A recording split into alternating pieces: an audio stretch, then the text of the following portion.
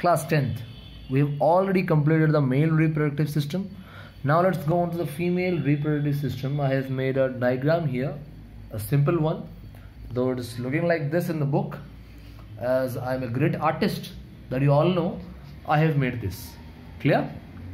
So let's go to the parts. Okay, first, the female reproductive system is present inside the females, and certain parts are ovaries. This oval shaped structure, they are ovaries. Okay, this hand like structure, you can see they are not directly connected. They are funnel shaped, and they almost cover the ovaries, called as fimbriae. Fimbrae. Okay, remember the name. So spelling mistake हुआ शायद, BRIIIAE ऐसा spelling है. Okay, so you can see here ovaries हुआ, fimbriae हुआ. ये जो tube दिख रहा है तुमको, ये वाला, this one, it is called as fallopian tube. तुम कुछ पार्ट्स पहले जब पढ़े हो, कुछ पार्ट तुम्हारे लिए नया है, फिर भी सारा पार्ट्स को मैं एक्सप्लेन करूंगा. Clear? Okay, now this part, this open space here, this is uterus. Clear? Okay, now this part, this section, this part, okay, ये जो थोड़ा पतला हो गया है part, this is called as cervix. Clear? And the outer opening, this is called as vagina. Clear? Okay, let me again tell you the parts. Ovary, 2 ovaries. Fimbriae otherwise called as funnel of oviduct. ये oviduct है, oviduct का एक funnel है, funnel shape में है ये वाला, देखो यहाँ पे बेटा दिखाई देगा, फनल शेप में है, that's why called as funnel of oviduct और फिम्ब्रे. क्लियर? ये पार्ट तुम्हारा ओविडक्ट या फैलोपियन ट्यूब, इसकी भी और 3 पार्ट है. ठीक है, योर एम्पुला, देन इन्फंडेबुलम, ये सब पार्ट्स है. इस्थमस, ओके, ये इस्थमस है, ये बीच का एम्पुला है, ये इन्फेंडुलम है. ओके, तो ये पार्ट्स तो हम नहीं पढ़ेंगे, हमारे कोर्स में नहीं है. बस एम्पुला के बारे में बताऊंगा फैलोपियन ट्यूब जब पढ़ाऊंगा तब. ठीक है, ये हो गया तुम्हारा यूटेरस, ये हो गया सर्विक्स, ये हो गया vagina. Clear? Done. Okay, parts का नाम जान गए. Now let me explain you about the function and features of the part. Ovaries 2 in number. Okay, and they are oval shaped. उनका शेप कैसा है? ओवल. क्लियर? क्या काम है? They have 2 functions. The first function is to produce the female gamete called as ovum. Ovary से ovum produce होता है, ovum is a female gamete. और 2 तरह का सेक्स हार्मोन, 2 तरह का फीमेल सेक्स हार्मोन. पहला वाला है ऑस्ट्रोजन, दूसरा वाला है प्रोजेस्टेरॉन. क्लियर? दोनों का अलग अलग काम है. ऑस्ट्रोजन क्या करता है? It maintains the menstrual cycle. Clear? Oestrogen, ovaries 2 sex hormone produce करेगा. पहला वाला है oestrogen. Oestrogen maintains the menstrual cycle. Menstrual cycle के बारे में बताऊंगा बाद में, ओके, जब पढ़ाऊंगा. Progesterone, it maintains pregnancy. Clear? Functions याद रखना, मैं इसका नोट्स दे दूंगा. Clear? Okay, one more thing that I want to tell you कि आज सुबह जो भी मेरा क्लास अटेंड किया था जूम मीट, तो उनको बताया था मैं, मेल रिप्रोडक्टिव सिस्टम में टेस्टिस प्रोड्यूस करता है स्पर्म्स. क्लियर? कब करता है स्पर्म? जब प्यूबर्टी होता है, प्यूबर्टी से लेकर लाइफ टाइम तक. लेकिन फीमेल का खासियत ये है, इसका जो ओवम है वो ओवरी प्रोड्यूस करता है. कब प्रोड्यूस करता है? तुम जान लो, एक फीमेल पैदा होती है जब, उसका ओवरी में मिलियंस ऑफ अनमैच्योर फॉलिकल्स रहता है. जो ओवम है वो अनमेच्योर फॉर्म में रहता है, मैच्योर नहीं हुआ होता, एक्टिव नहीं हुआ होता, वो इनएक्टिव फॉर्म में उसके बॉडी में रहता है पैदा होते ही। मेल्स में ऐसा नहीं होता, मेल में पैदा होते ही स्पर्म का इनएक्टिव फॉर्म नहीं होता उसके बॉडी में, जब प्यूबर्टी आएगा तब जाके स्पर्म प्रोड्यूस होगा। लेकिन फीमेल्स में पैदा होते ही फॉलिकल्स यानी अनमैच्योर ओवम जिसको हम बोल सकते हैं वो होता है, मिलियंस एंड मिलियंस ऑफ। ठीक है, क्लियर? ये पहला खासियत है। मेल्स में प्यूबर्टी होने के बाद आएगा ये सब चीज, लेकिन फीमेल्स में पैदा होता ही होता है, लेकिन अनमैच्योर होता है, मैच्योर नहीं हुआ होता। प्यूबर्टी होने से मैच्योर होता है। क्लियर? समझ में आया? ओके, सो फॉलिकल्स यहाँ पे रहता है ओवरी में, और जब मैच्योर होगा, प्यूबर्टी आएगा तो मैच्योर होगा, तब जाके ओवम प्रोड्यूस होगा, एक एक करके हर महीने। उसके बारे में बताऊंगा मैं। ठीक, दूसरा पार्ट है फिम्ब्रे। फिम्ब्रे क्या है? It is A funnel shaped which almost covers the ovary but does not touch it. Touch नहीं करता। क्लियर? ये टच नहीं करता, याद रहे। फिम्ब्रे बस उसको कवर करके रखता है, टच नहीं करता। मेन फंक्शन क्या है?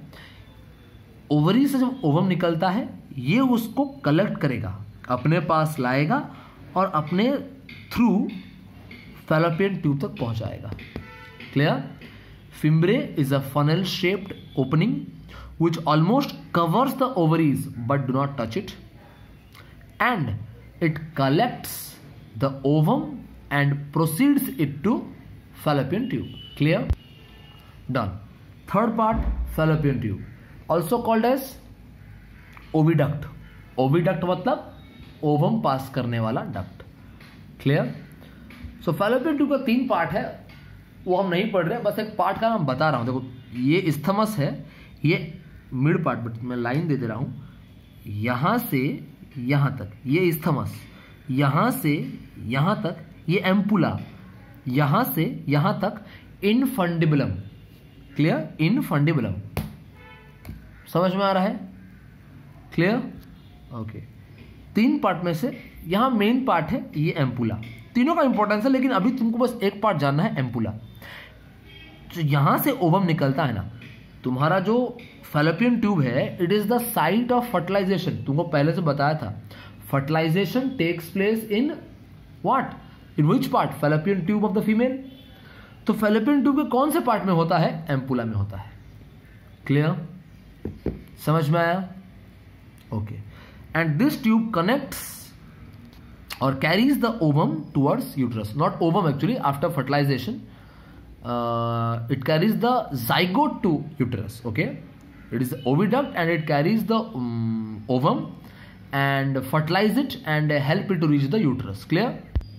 Okay, now uterus, this part, it is the muscular part or muscular organ inside the female reproductive system which supports the growth of a baby और ए फीटस।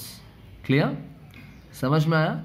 यहां पे बच्चा बड़ा, जो जाइगोट है वो एम्ब्रियो बनता है आधे रास्ते में, यहां तक।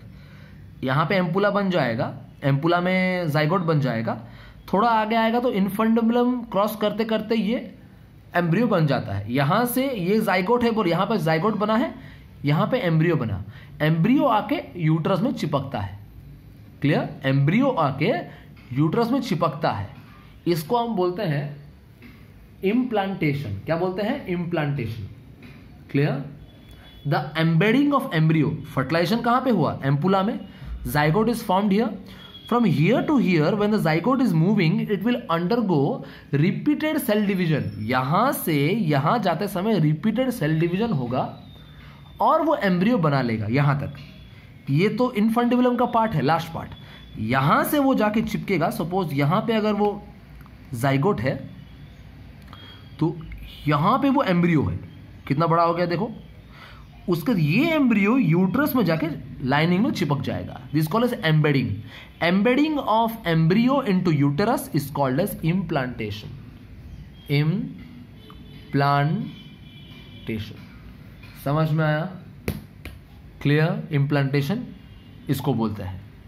Okay, next part cervix, okay, this part is called cervix, uterus के बाद सर्विक्स है, okay, it is a canal which connects the uterus to the vagina, okay, uterus to the vagina, okay, and vagina is the outermost part of this female reproductive system.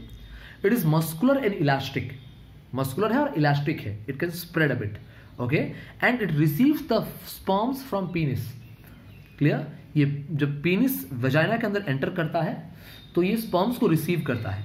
Clear? Sperm का मैं root पे बता रहा हूं, vagina में enter होगा sperm, penis enter होगा तो स्पर्म भी इधर ही एंटर होगा, फिर सर्विक्स क्रॉस करेगा, यूट्रस क्रॉस करेगा, फिर यहां से फैलोपियन ट्यूब घुस के एम्पुला तक पहुंचा ही होगा, एम्पुला तक पहुंचा ही होगा कि यहां से ओवम आके यहां पहुंच गया होगा.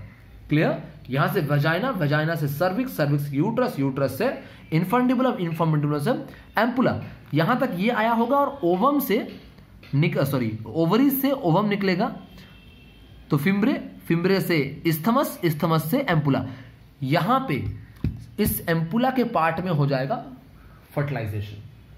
क्लियर? समझ में आ रहा है? ह्यूमंस का फर्टिलाइजेशन का, ह्यूमंस का जो फर्टिलाइजेशन और जो बेबी ग्रोथ होता है, ठीक है, वो बता रहा हूं. Here the fertilisation takes place in Fallopian tube and fertilisation means the fusion of sperm and ovum inside the female reproductive part.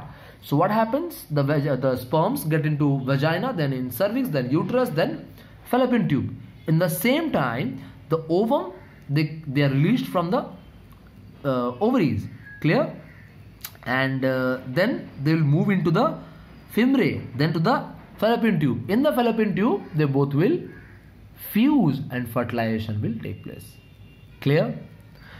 देखो, स्पर्म्स तो जब सेक्सुअल कॉपुलेशन होगा तब स्पर्म्स अंदर जाएगा, ऐसा कोई प्रॉब्लम नहीं है. स्पर्म्स रेगुलरली प्रोड्यूस होता रहता है, तो at any time a mail can release sperms, but female के लिए पॉसिबल नहीं है. फीमेल का एक पूरा सिस्टम होता है, मेंस्ट्रुअल साइकिल बोलते हैं, उसको बोलते हैं मेंस्ट्रुएशन. क्लियर? हर महीने means approximately 28 days, the menstrual cycle is of 28 days. 28 दिन का एक साइकिल होता है. क्लियर? तो उसका सिर्फ एक इंपॉर्टेंट पॉइंट बता रहा हूं मैं अभी. अप्रॉक्सीमेटली 28 दिन या एक महीने में एक ओवम ही रिलीज होता है, कभी कभी 2, कभी कभी 3, वो अलग बात है, लेकिन जनरल वे में जाएंगे तो एक ओवम से एक, मतलब या तो इधर से एक हो गया तो उधर से एक होगा, ऐसा नहीं कि इधर से एक उधर से एक, ऐसा नहीं होता. जनरल वे में या तो इधर से एक निकलेगा ओवम या तो इधर से एक निकलेगा. समझ में आ रहा है? क्लियर? अब सपोज इधर से एक निकला है, ये कब निकलता है?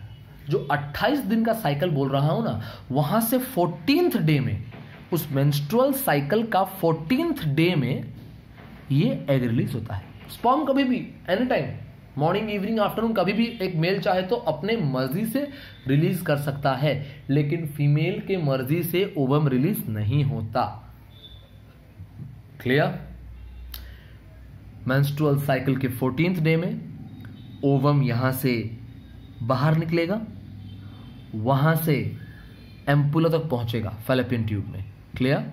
यहां तक, यहां से रिलीज होगा, यहां तक पहुंचेगा, और उसी समय अगर स्पर्म गया है ऑन दैट डे, मीन्स वही कोइंसिडेंस में, hence the male sperm and female ovum they will fuse here.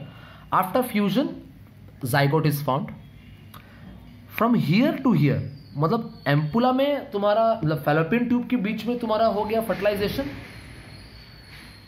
यहां से फैलोपियन ट्यूब के एंड तक जब ये ट्रैवल करेगा, इधर से तुम्हारा ओवम गया था, स्पर्म आया था, यहां पे हो गया तुम्हारा क्या, फर्टिलाइजेशन, फिर इधर मूव करता है, यूट्रस की तरफ मूव करता है.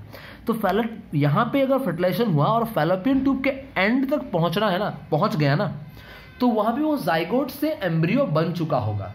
वेरी फास्ट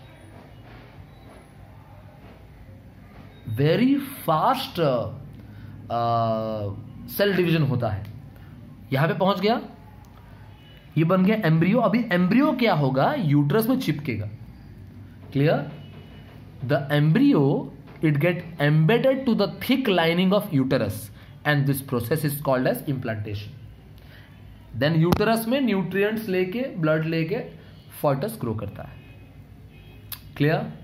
समझ, ये बस एक आइडिया दिया हूँ, इसका भी फिर एम्ब्रियो से कैसे फॉइटस होता है, इसका भी बहुत सारा केसेस है, कब कब तुम्हारा मतलब प्रेगनेंसी हो सकता है, कब नहीं हो सकता, वो मैं सब नेक्स्ट वीडियो में बताऊंगा। अभी बस तुम फीमेल पार्ट्स को समझो अच्छे से और फर्टिलाइजेशन इन ह्यूमंस का बेसिक समझो। उसके बाद प्लीज़ जूम मीटिंग अटेंड करो, क्योंकि जूम मीटिंग अटेंड करोगे तो तुम्हारा एक्स्ट्रा डाउट्स भी मैं क्लियर करूंगा। मैं वहाँ पे सिर्फ बेसिक सिखा पा रहा हूँ। अब तुमको जो क्वेश्चंस रहेगा तुम जूम मीट पे या बाय कॉल भी तुम पूछो, लेकिन पूछो ज़रूर। सिर्फ 6-7 बच्चे जूम कॉल अटेंड कर रहे हैं, इस 10th क्लास, इसको हल्के में मत लो। क्लियर?